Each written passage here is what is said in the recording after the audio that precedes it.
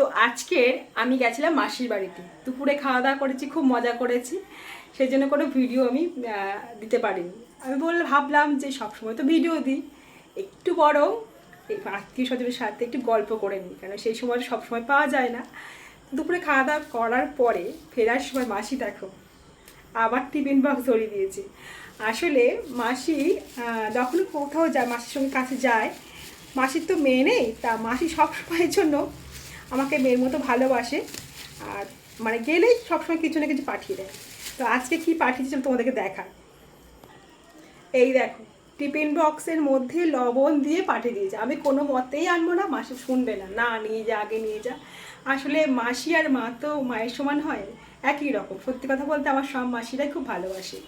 তো চলো কি আছে তোমাদেরকে দেখা। দুপুরে তো আমি খেয়েছি, আর ছেলের জন্য মাসি পাঠিয়ে দিচ্ছে। এই দেখো, কি দেখতে পাচ্ছ? এই দেখো, এটা হচ্ছে মাটন। দুপুরে আমরা মাটন খেয়েছি, আমি আর ছেলে গেছিলাম, খেয়েছি।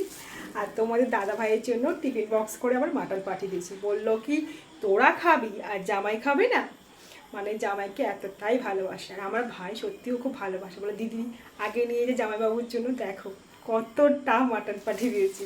এটা কিন্তু ভালোবাসা। এই ভালোবাসার দাম কিন্তু আমরা কোনো দিনই পূরণ করতে পারবো না, কারণ এটা একদম সত্যিকারের ভালোবাসা। তো চলো, এরকম তোমাদের কাদের বাড়ি থেকে মানে আত্মীয়র বাড়ি গেলে ভালোবেসে খাবার পাঠায় অবশ্যই জানিও।